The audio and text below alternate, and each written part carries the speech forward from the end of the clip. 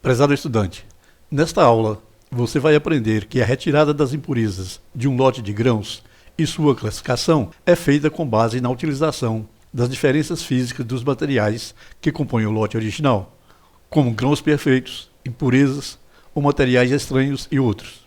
E com o avanço da tecnologia, essas operações estão sendo realizadas a cada dia com máquinas de grande desempenho ou produtividade. Você não pode esquecer que essas operações podem ser realizadas ainda hoje com o primitivo método do abano e da catação manual. O abano se baseia na diferença de densidade entre o produto e as impurezas. No caso do café, as folhas são levadas pelo vento e o produto de menor tamanho que o café passa pelo crivo das peneiras. Como vimos na disciplina Propriedades Físicas de Produtos Agrícolas, a densidade não é a única característica física dos grãos. Outras diferenças como tamanho, comprimento, largura e espessura, forma, cor, condutividade elétrica, textura do tegumento e afinidade com líquidos são reconhecidas e constituem atualmente as bases para projetos de máquinas modernas para a separação dos diferentes produtos agrícolas. Sugere-se ao estudante uma revisão detalhada do capítulo 2 do livro-texto, Secagem e Armazenagem de Produtos Agrícolas. Quanto ao tamanho, os grãos podem ser diferenciados por suas dimensões, largura, espessura e comprimento, que pode ser bem caracterizada segundo a espécie em questão. Os grãos que diferem em uma ou mais dimensões podem ser separados por largura, espessura e comprimento, como veremos nos próximos slides.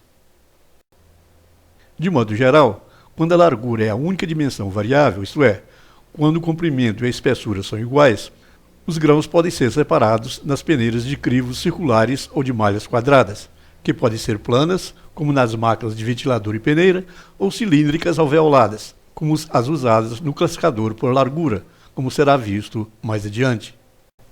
Quando a espessura é a dimensão que apresenta maior variabilidade, isto é, quando o produto apresenta-se com o mesmo comprimento e mesma largura, os grãos podem ser separados com peneiras de crivos oblongos ou retangulares, como mostra a figura desse slide. A largura do furo deve estar relacionada com a espessura dos grãos ou das sementes. Para uma separação efetiva, pode-se usar peneiras planas ou separador cilíndrico, como no caso das peneiras de crivos circulares ou quadrados. Na separação por comprimento, os grãos que possuem a mesma largura e espessura, mas que diferem em comprimento, podem ser separados por máquinas de discos ou pelo separador cilíndrico alveolado. O separador cilíndrico é o mais usado atualmente. O elemento que é retirado no alvéolo sobe e cai em uma calha que possui um transportador central. Os grãos que apresentam diferenças de peso ou de densidade entre si ou entre os materiais estranhos podem ser separados com máquinas onde o material impuro passa por uma corrente de ar.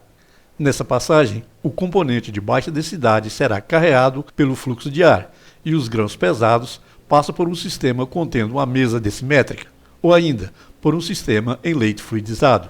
Antes de passar pela mesa decimétrica, o material deve passar primeiramente por um separador do tipo ar e peneira, como mostrado na primeira figura. Na separação pela forma, os grãos esféricos podem ser separados dos materiais de formato irregular ou de outros grãos que têm uma forma achatada, usando-se um separador espiral ou helicoidal.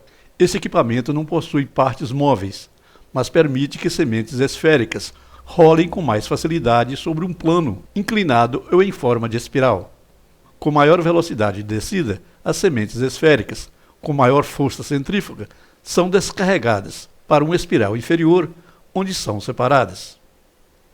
Os separadores por cor, ou seletron, torna possível a separação de sementes que não podem ser separadas por nenhum dos métodos citados. Como exemplo, pode-se citar o caso de grãos de café que apresentam homogeneidade quanto ao tamanho, forma e densidade, mas têm colorações diferenciadas. O separador por cor consiste de um sistema de células fotoelétricas que mudam suas características elétricas de acordo com a intensidade luminosa emitida pelos grãos. Apesar de pouco utilizados, os separadores eletrostáticos separam as sementes geralmente de pequenos tamanhos, por diferença entre suas propriedades elétricas induzidas ou ao natural. Um sistema típico consiste em uma correia transportadora carregada eletrostaticamente. O material carregado com carga negativa fica aderido à correia e é retirada na parte inferior da máquina por um conjunto de escovas ou por um processo de eliminação gradual da carga elétrica, como mostra a figura. Uma máquina muito utilizada no beneficiamento separa as sementes pelas características externas do tegumento.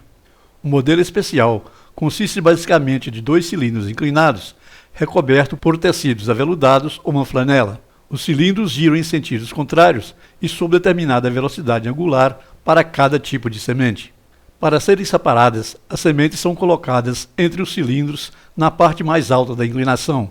O material com superfície áspera ou rugosa é carregado pelo veludo ou pela flanela para as laterais da máquina, e o material com superfície lisa deslizará entre os cilindros e, pela ação da gravidade, é descarregado na parte inferior dos cilindros, como pode ser visto na figura.